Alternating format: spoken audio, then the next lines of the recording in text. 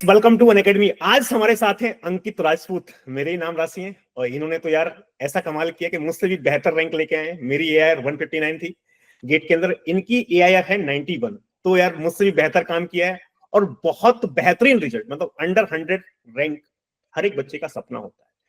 हर एक बच्चे का नहीं, हर एक माँ बाप का भी सपना होता है कि हमारे बच्चे की गेट के अंदर अंडर 100 रैंक आनी चाहिए, जिससे कि उसके सारे दरवाजे खुल जाए। उसको आईआईटी में जाना है तो आईआईटी में चला जाए, उसको पीएसयू में जाना है तो पीएसयू में चला जाए, उसको रिसर्च सेंटर में जाना है, यदि बार्क के अंदर जॉब करनी है, इसरो के अंदर जॉब करनी है या डीआरडी के अंदर जॉब करनी है, तो वो भी रास्ता खुल जाता है। इसीलिए हमेशा से बोला जाता है कि अंडर 100 रैंक का टारगेट हर एक बच्चे को लेके चलना चाहिए। हर एक बच्चा सपना देखता है अंडर 100 का। अंडर 100 का सपना इसलिए देखता है कि उसके लिए सारे रास्ते खुल जाते हैं।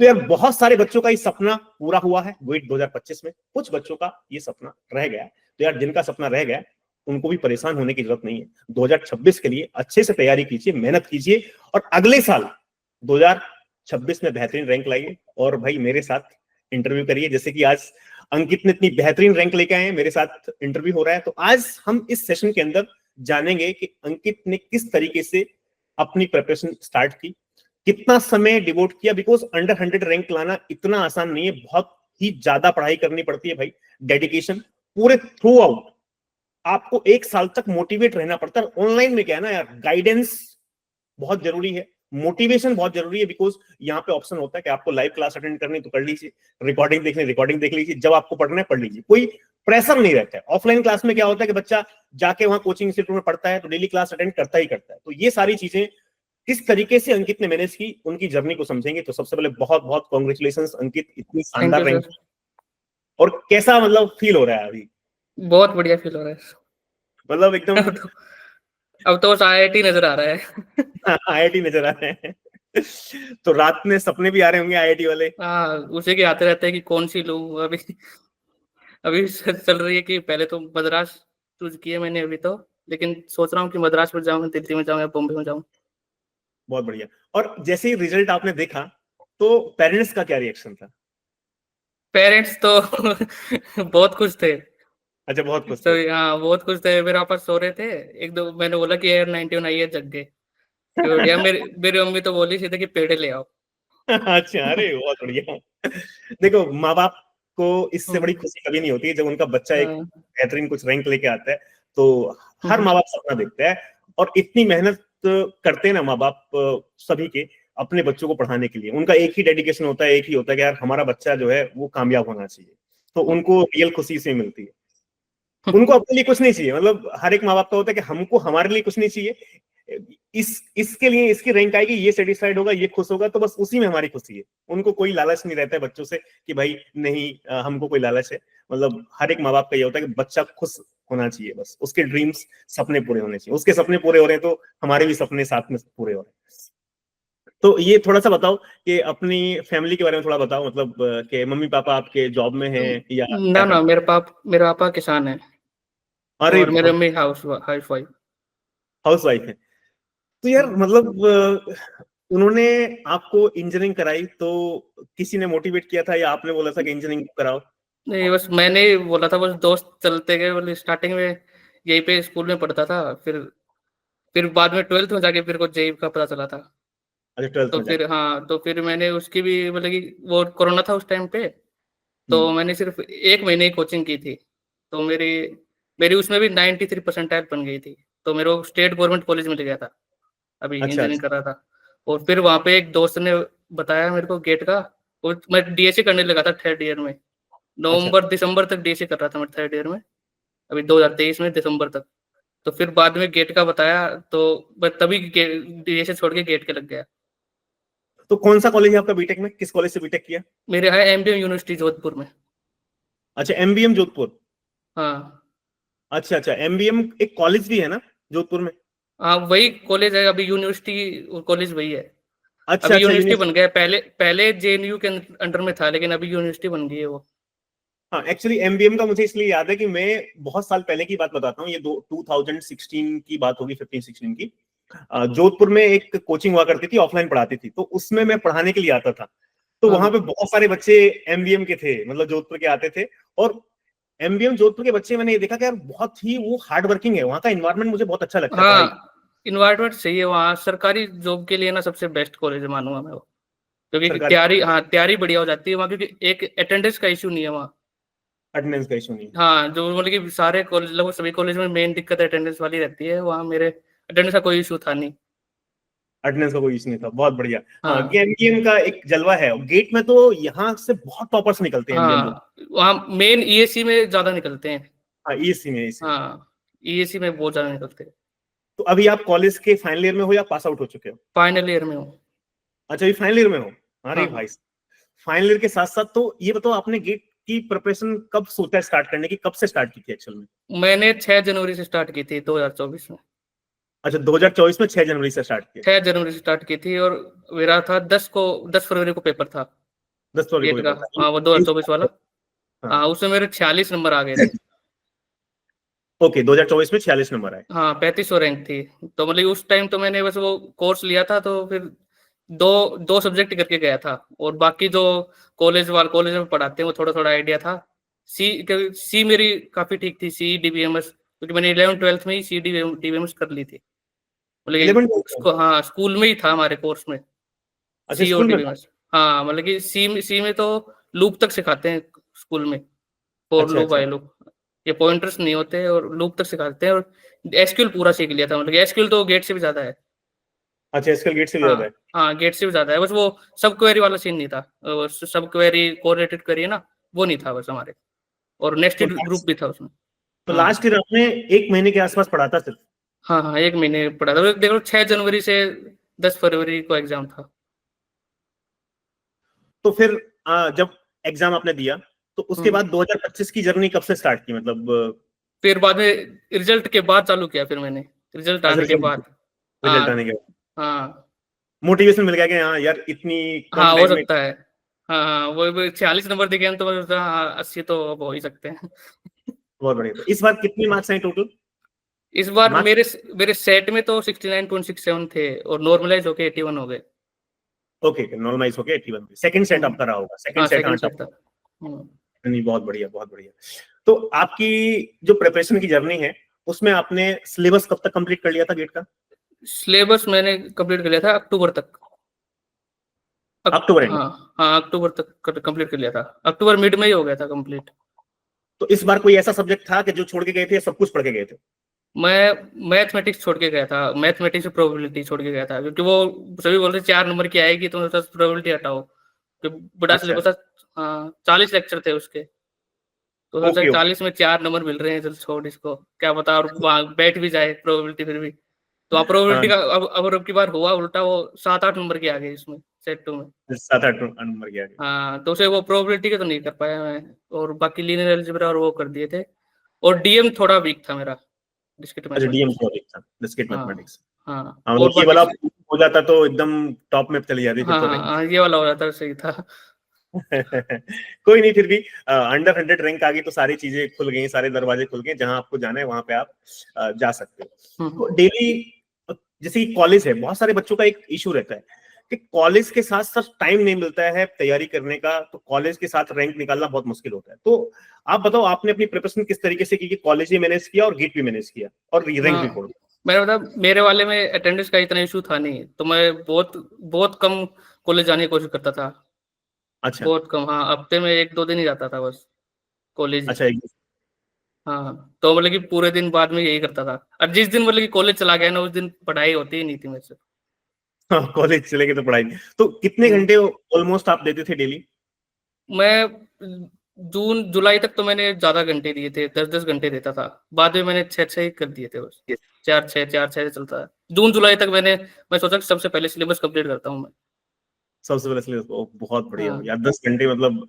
और जैसे कि कभी कभी ऐसा होता है कि अरे यार, बहुत मेहनत है, मतलब ऐसा ऐसा कभी फील हुआ हाँ, यार? बहुत बार हुआ है, बहुत बार। हफ्ते में बस ऐसे मान लो 5 दिन पढ़ता था, 2 दिन ऐसे ही बस। एक दिन तो मेरा वेडनेसडे को मंदिर जाता था हमेशा। अच्छा, धनुष मंदिर जाते थे, बहुत बढ़िया। हाँ हाँ, तो शाम। वहाँ हाँ पॉजिटिविटी थोड़ी आती है, मैं भी हाँ जाता था हाँ। को पॉजिटिविटी अंदर से एक अच्छा फील होता है, हाँ नहीं नहीं, अब कुछ करते हैं। हम्म।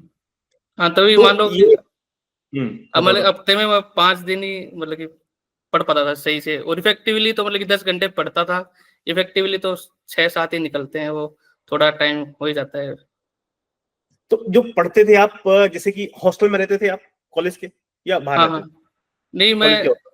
हमारा खुद का एक हॉस्टल है, मतलब अच्छा अलग से अच्छा बाहर रहता था, कॉलेज के हॉस्टल में रहता था, अलग हॉस्टल में रहता था। अच्छा अच्छा, खुद से हॉस्टल, बाहर कॉलेज के बाहर जो हॉस्टल रहते हैं। हाँ तो हाँ, पढ़ाई करने के लिए आप अपने हॉस्टल के रूम में करते थे, या फिर लाइब्रेरी में जाके कॉलेज की पढ़ाई करते थे? नहीं हॉस्टल के रूम में ही करता था मैं, मेरे को अकेले में सही लगता है, मेरा सिंगल रूम था। सिंगल रूम था? हाँ, और हाँ, अकेले में सही लगता है। नहीं वो बिल्कुल आदत रहती। कभी कभी क्या है, कुछ आदत ऐसी होती है कि मतलब अकेले रूम में बैठो, शांति से पढ़ो, मतलब कोई डिस्टरबेंस नहीं, उसमें हाँ बहुत हाँ, कंसंट्रेशन बनती है, मजा आता है। और कुछ हाँ, बच्चों का क्या है कि यार अकेले मैं पढ़ नहीं पाता हूँ, मैं लाइब्रेरी में 10 लोग पढ़ रहे हैं तो उनसे थोड़ा सा इन्फ्लुएंस होके मैं बैठ पाता हूँ। तो सबकी अपनी अपनी अलग अलग प्लानिंग है। नहीं, ये तो बहुत ही शानदार रहा है। हाँ, मेरा तो ये सीन था कि पढ़ लिया थोड़ा सा, फिर खा लिया, फिर बाहर घूम लिया थोड़ा सा, फिर से लेक्चर देख लिया। हॉस्टल में तो वही लेट भी जाता था। हाँ बिल्कुल बढ़िया। तो ये बताओ, जैसे कि आप लाइव लेक्चर ज्यादा देखते थे या रिकॉर्डिंग में पूरा सिलेबस आपने किया? मैंने रिकॉर्डिंग में ही निपटाया पूरा। पूरा रिकॉर्डिंग में निपटा? हाँ। मैं जितने भी टॉपर्स का इंटरव्यू ले रहा हूँ, तो मुझे अभी इस साल मतलब मैं कम से कम 10 इंटरव्यू ले चुका हूँ, 10 या 11वां इंटरव्यू मेरा है अंडर 100 रैंक वालों में। मोस्टली बच्चे कह रहे हैं कि हमने रिकॉर्डेड से पढ़ा है।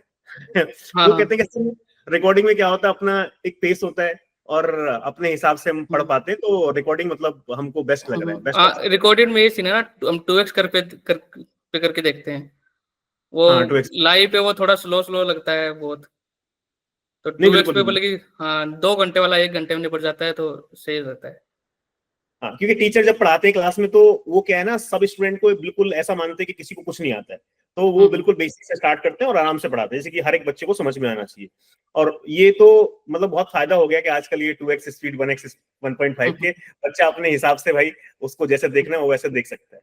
और फिर नोट्स बनाने का भी काफी अच्छा रहता है। रिकॉर्डिंग में क्या आप मतलब पोज करके अपना नोट्स बना सकते हो, तो हाँ हाँ नोट्स हाँ। भी साथ में बन जाते हैं। हम्म लाइव में कुछ बच्चों को नोट्स बनाने में दिक्कत होती है। हम्म तो जैसे कि पीवाईक्यूज की बात की जाए, प्रीवियस ईयर क्वेश्चंस की, तो हाँ, प्रीवियस ईयर क्वेश्चंस का कितना रोल है गेट की रैंक में, और कितना जरूरी है पीवाईक्यू सॉल्व बहुत करना? बहुत ज्यादा रोल है पीवाईक्यू का। तो मैंने 2 बार किए हैं, मतलब कि जो जो हार्ड सब्जेक्ट थे ना, जो मेरे को टफ लगते थे, उनके 2 बार, और जो आसान लगते थे उनके 1 बार। अच्छा अच्छा, 2 बार। और कितने साल के पीवाईक्यू लगाए, 20 साल के, 30 साल के, 15 साल के? वही 15 साल वाले। 15 साल के पीवाईक्यू सॉल्व किए। हम्म। अब जैसे कि पीवाईक्यूज तो बहुत ज्यादा जरूरी है ही है, हर बच्चे को मैं तो गाइड करता हूँ कि यार मिनिमम 2 बार तो पीवाईक्यू सॉल्व करो, बिकॉज आपको एक आइडिया लग जाता है अब जिस एग्जाम को देने हम्म जा रहे हो, उस एग्जाम में कैसे क्वेश्चन पूछे गए वो बहुत ज्यादा इंपॉर्टेंट है, कि आपको आइडिया लग जाएगा, हाँ इस टाइप के हम्म, क्वेश्चन से हम अपनी प्रिपरेशन को इस तरीके से कर सकते हाँ हैं। गेट का पैटर्न बहुत ज्यादा बदल भी नहीं रहा। जैसे कि मान लो एक एक सवाल है जो आ ही रहा है, जैसे कि आईपी एड्रेसिंग का वो सवाल है, मैचिंग वाला आता है कि भाई हाँ कौन हाँ से नेटवर्क से चोर है। तो हाँ हमने हाँ, तो समझाया था भाई बिना पेन टच के भी कैसे आपको आंसर निकालना है। लेकिन वो मेरे वाले में नहीं आया। अच्छा, वो तुम्हारे वाले में नहीं आया था, सेकंड सेट था। हाँ, सेकंड सेट में कोई दूसरा क्वेश्चन आया था। तो सीएन का बताओ, कंप्यूटर नेटवर्क जैसे कि इस बार कितने मतलब सारे क्वेश्चन अटेम्प्ट किए थे? हाँ सारे किए थे, बस एक वो मिस्टेक से दूसरा ऑप्शन टिक हो गया मेरे से, गलती अच्छा। जल्दबाजी में, बोले कि दूसरा ऑप्शन टिक हो गया, वो आंसर निकाल लिया था, बस वो एक ही गलत हुआ है, नेगेटिव और हो गया उसको। अच्छा अच्छा, कौन सा सवाल था वो?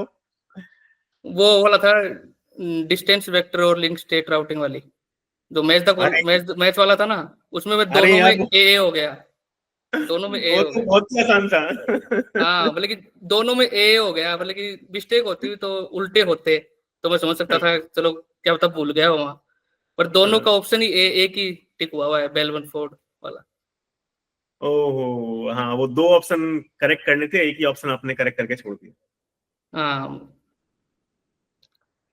तो जैसे कि कंप्यूटर नेटवर्क आपने पढ़ा, तो कंप्यूटर नेटवर्क में जैसे कि बच्चों का पहले क्या डर एक बना हुआ था, मतलब कि यार कंप्यूटर नेटवर्क बहुत डिफिकल्ट है, इतना बड़ा सब्जेक्ट है, इसको छोड़ दो। कुछ बच्चे छोड़ के चले जाते हैं, और मैं बता रहा हूँ फर्स्ट अटेम्प्ट में तो 90% 80% बच्चे पढ़ के नहीं जाते। उनको लगता है कि यार इसको छोड़ दो, बड़ा सब्जेक्ट है। तो तुमको ऐसा उसमें कुछ डिफिकल्ट लगा कि कुछ डिफिकल्ट है, या ना ना सब कुछ एकदम?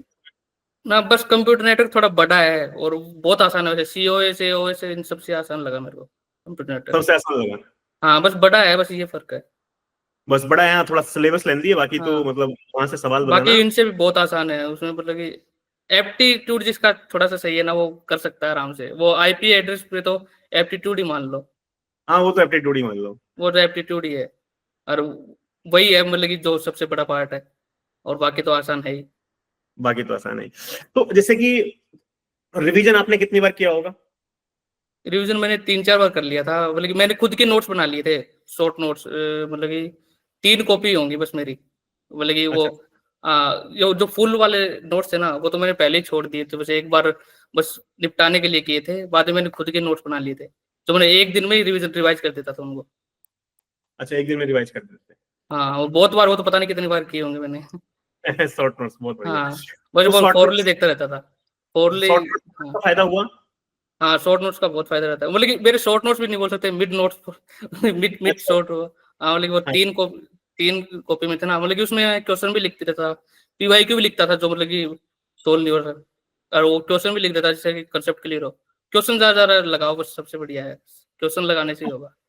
हाँ, देखो गेट एग्जाम में क्या है, थ्योरी आपने पढ़ ली, जब तक आपको कंसेप्ट सीख लिया, लेकिन कंसेप्ट को अप्लाई करना आपको नहीं आ रहा है तो आप सवाल नहीं बना सकते, और गेट एग्जाम में तो सवाल ही आएगा।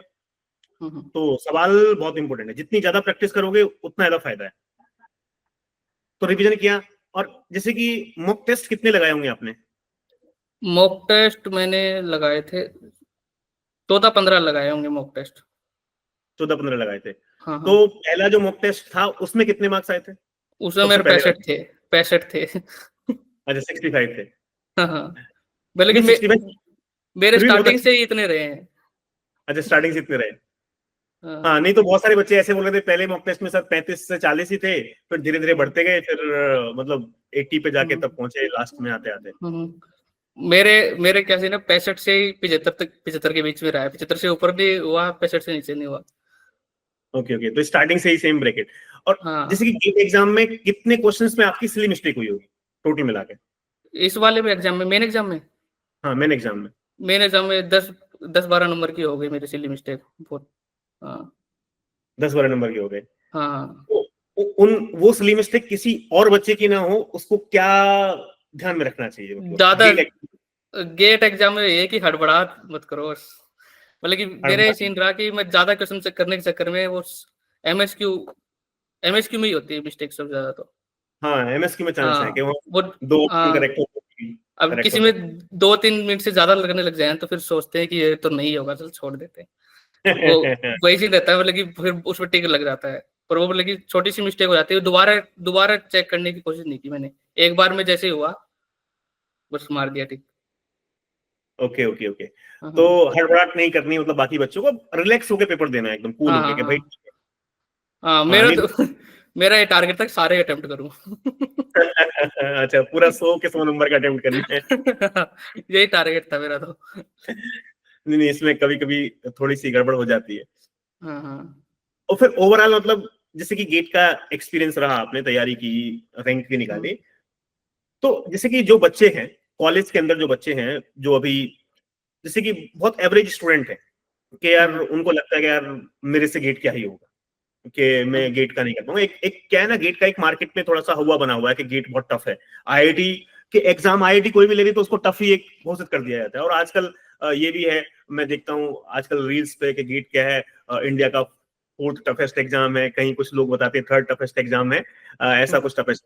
तो कुछ बच्चे सोचते हैं यार गेट बहुत टफ है। तो बहुत सारे बच्चे ऐसे हैं कि जो गेट की तरफ जा ही नहीं रहे हैं, वो प्लेसमेंट में ही उलझ के रह रहे हैं, और वो 3 लाख की जॉब से ही ईयरली सेटिस्फाइड है। वो कहते हैं कि यार हम तो बस इसी के लिए बने हैं, हमारे बस की गेट नहीं। तो क्या वो भी गेट निकाल सकते हैं यदि अच्छे से मेहनत की जाए तो? हाँ हाँ, निकाल सकते हैं आराम से। कोई भी मतलब कि मेहनत करेगा ना, एक साल में मानता हूँ, एक साल अगर मेहनत कर लेना तो टॉप 1000 में तो आराम से आ ही सकता है बंदा। टॉप ज्यादा 1000 में नहीं तो तो। आई। हाँ, तो टॉप 1000 में तो आ ही सकता है एक साल मेहनत करके। वो भी टॉप 1000 में तब आएगा जब मतलब कि वहाँ दिमाग खराब हो गया मेन एग्जाम में, या कुछ और ही हो गया, मतलब 500 में तो आ ही जाएगा। 500 में तो आ ही जाएगा। हाँ, तो हाँ, वही मेरा मानना है कि मतलब मैं हमेशा बच्चों को बोलता हूँ कि यार आप एवरेज भी आपने परफॉर्मेंस है आपकी, उससे फर्क नहीं पड़ता है बहुत ज्यादा, क्योंकि गेट में हम्म, जब हम आप कोचिंग कर लेते हो तो टीचर यही मान के पढ़ा रहे हैं आपको कि आपको कुछ नहीं आता है, हम यही मान के पढ़ा रहे हैं कि आपने सब्जेक्ट नहीं भी पढ़ा तब भी आपको समझ में आना हम्म, चाहिए। और इस तरीके से पढ़ाया जाता है क्लास के अंदर कि हाँ, हर एक बच्चे को कंसेप्ट समझ में आना चाहिए। टफ सब्जेक्ट भी उसको ऐसा लगने लगेगा कि आसान सब्जेक्ट है, कि भाई कुछ है ही नहीं सब्जेक्ट में, तो मतलब सब कुछ सही चल रहा है, सब कुछ समझ में आ रहा है और सवाल भी बन रहे हैं। तो इस तरीके से मतलब हम बच्चों को डील करते हैं, बच्चों को पढ़ाते हैं कि भाई सब कुछ उसका सही होना चाहिए। तो बहुत सारे बच्चे ऐसे हैं कि जो मतलब बहुत एवरेज कॉलेज से थे, उन्होंने रैंक निकाल दिए, लेकिन अभी भी ये मैसेज जो है ना वो कन्वे बहुत अच्छे तरीके से नहीं हो पा रहा है। बहुत सारे बच्चे ऐसे हैं कि मतलब वो जा ही नहीं रहे गेट की तरफ, मूव ही नहीं कर रहे हैं, और वो 4 साल की इंजीनियरिंग खत्म करते जा रहे हैं। जैसे कि आपने इंजीनियरिंग की 4 साल की, गेट के पढ़ने के बाद आपकी नॉलेज में कितना मतलब इजाफा हुआ? हाँ, बहुत फर्क आया है, क्योंकि कॉलेज में तो पता ही है, एक रात पढ़ते हैं। कॉलेज में कहाँ पढ़ते? हाँ, और मतलब कि इसमें तो बहुत सारा आगे बोली जो इंडस्ट्री में काम आएगा ना, वो भी बहुत सारी चीजें सीखने को मिलती है इसमें, बोले कि बहुत अंदर वाले जो डीप नॉलेज जो है ना, वो यहीं से मिलती है। डीप नॉलेज यहीं से मिलती है। हाँ, तो मतलब एक इंजीनियरिंग जब 4 साल की बीटेक के बाद गेट की तैयारी आदमी कर लेता है, तो एक फील होता है कि हाँ यार मैंने कुछ पढ़ाई की है, मतलब कि हाँ, मुझे अपनी हाँ, याद है कि जब वहां इंजीनियरिंग चल रही थी तो ठीक है, टारगेट क्या होता था कि यार बस बैक नहीं आनी चाहिए, सप्लीमेंट्री नहीं आनी चाहिए, पास हो जाए, ठीक ठाक परसेंटेज मेंटेन हो, ये टारगेट रहता था। 2 दिन पढ़ लिए, 4 दिन पढ़ लिए। जब मैं बताता हूँ कि जब मैंने कंप्यूटर नेटवर्क सेमेस्टर के लिए पढ़ा था, तो मुझे ऐसा लगता था कंप्यूटर नेटवर्क में न्यूमेरिकल कुछ नहीं होते, थ्योरी थ्योरी होती, कि वहां पे क्वेश्चन कैसे आते थे, डिस्क्राइब ओएसआई मॉडल, 20 नंबर का सवाल आ गया। सब लेयर के फंक्शन लिख दो। मैंने कहा यार स्टॉप एंड वेट प्रोटोकॉल क्या होता है, इसका प्रोसीजर बता दीजिए। तो वहां पे पूरा थ्योरेटिकल पेपर था, मतलब अब हाँ, थ्योरी हम पढ़ते थे, न्यूमेरिकल था नहीं। जब मैंने गेट की तैयारी की, मैंने सीएम देखा, मैंने कहा यार ये तो थ्योरेटिकल तो यहाँ कुछ है ही नहीं, यहाँ तो पूरा न्यूमेरिकल है। तो हमने जो पढ़ाई की है वो तो कुछ काम आ ही नहीं रही है यहाँ पे गेट में, तो ये तो बिल्कुल अलग चल रहा है, मतलब न्यूमेरिकल से। तो फिर लगा कि हाँ यार ये कुछ अलग हम चीजों को सीख रहे हैं, तो बहुत फायदा हुआ नॉलेज में, तो एक कॉन्फिडेंस भी आया कि यार अब एटलीस्ट ये लग रहा है कि हाँ इंजीनियरिंग की डिग्री ली है हमने। हाँ, मैं भी यही सोचता था कि कंप्यूटर नेटवर्क में तो न्यूमेरिकल क्या ही होगा। पहले तो यही पढ़ी तब तो यही सोचती थी, फिर बाद में न्यूमेरिकल देखे तो फायदा भी, क्योंकि मैथ स्टार्टिंग से बढ़िया लगती थी, तो मैथ्स, न्यूमेरिकल देख के हाँ वही सोल्व करने के तो मन तो बहुत करते हैं। हाँ मतलब कंप्यूटर नेटवर्क तो पूरा न्यूमेरिकल बेस ही है, सवाल न्यूमेरिकल ही हाँ, आता है, थ्योरेटिकल थ्योरेटिकल जो क्वेश्चन भी आ रहे हैं वो भी कंसेप्ट पे है, ऐसा कोई थ्योरी नहीं है सब्जेक्ट में। हाँ, हाँ, कंसेप्ट आपने सीखा है तो आपको थ्योरी वाले क्वेश्चंस भी आप बना के ले जाओगे। जैसे कि एक सवाल वो आया था कनेक्शन एस्टेब्लिशमेंट वाला टीसीपी का, तो हम वो पूरा हम्म, कंसेप्ट समझाते हैं उसे, कैसे कनेक्शन एस्टेब्लिशमेंट होता है हाँ, थ्री वे हाँ, हैंड्स, तो बच्चा वहां से कर लेगा, कंसेप्ट उसको आता है तो वो बना लेगा आराम से, कोई दिक्कत नहीं। तो एक सवाल आखिरी ये है कि जैसे कि जो भी बच्चा इंजीनियरिंग कर रहा है उसको गेट यदि लिखना भी नहीं है, मैं कह रहा हूँ एक एवरेज कॉलेज का बच्चा है, तो हम्म, उसको एटलीस्ट 6 महीने के लिए सही एक बार गेट की तैयारी जरूर करनी चाहिए, हाँ, जिससे कि हाँ, concept स्ट्रांग हो जाए। हाँ, गेट की तैयारी तो मैं मानता हूँ कि हर किसी को करनी ही चाहिए ये चीज, क्योंकि कॉलेज में ज्यादा कुछ पढ़ाते नहीं है, मेनली ऑनलाइन ही चलता है। ऑनलाइन में वन शॉट देख के एग्जाम दे लिया बस, और पीवाईक्यूज उठा लिए। पीवाई की उठा ली, हाँ, मतलब गेट की तैयारी करने पे ये लगता है कि हाँ कुछ तो किया है मैंने। कुछ तो किया है। कुछ तो किया है, और 4 साल बर्बाद नहीं किए, कुछ तो किया।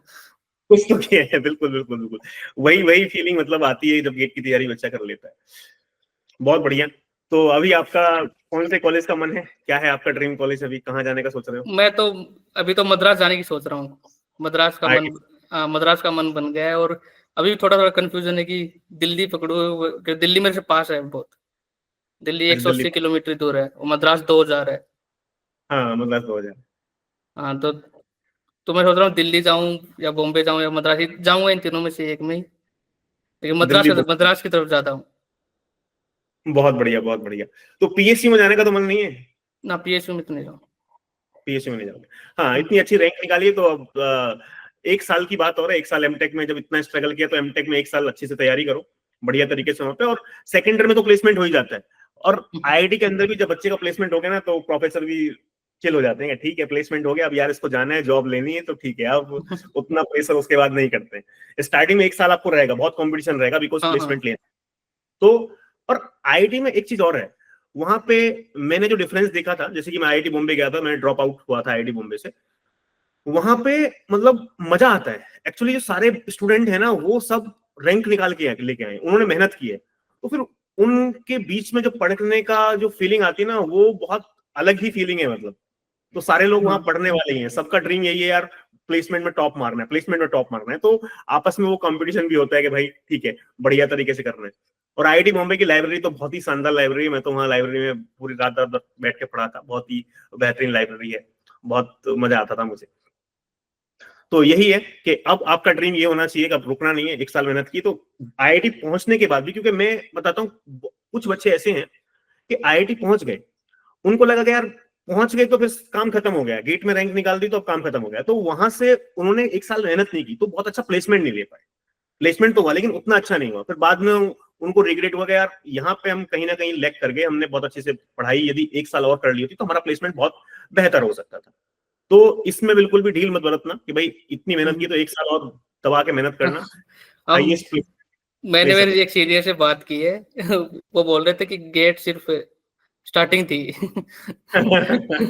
अभी और बहुत कुछ है आगे, मतलब अभी कि गेट से भी है, मतलब कि है थोड़ा सा, आईआईटी से मतलब कि पढ़ना तो पड़ेगा तभी होगा कुछ। हाँ बिल्कुल, देखो आईआईटी में बिल्कुल पढ़ना पड़ेगा, मेहनत करनी पड़ेगी, ऐसा मतलब नहीं है कि भाई बिना पढ़े सब हाँ कुछ। कि हो गया और वो मतलब कि हो गया बस प्लेसमेंट, ऐसा कुछ नहीं। नहीं, बहुत बढ़िया। तो आप आईआईटी में जाके बढ़िया प्लेसमेंट लो, फिर से हम एक इंटरव्यू करेंगे प्लेसमेंट के बाद, ठीक हाँ है? श्योर। तो और भी मजा आएगा कि हाँ एक इंटरव्यू ये था गेट की रैंक के बाद, एक इंटरव्यू है प्लेसमेंट के बाद। तो बहुत बहुत कॉन्ग्रेचुलेशन, बहुत बढ़िया आपने समय दिया, बहुत बहुत बधाई, थैंक यू। बहुत बहुत थैंक यू।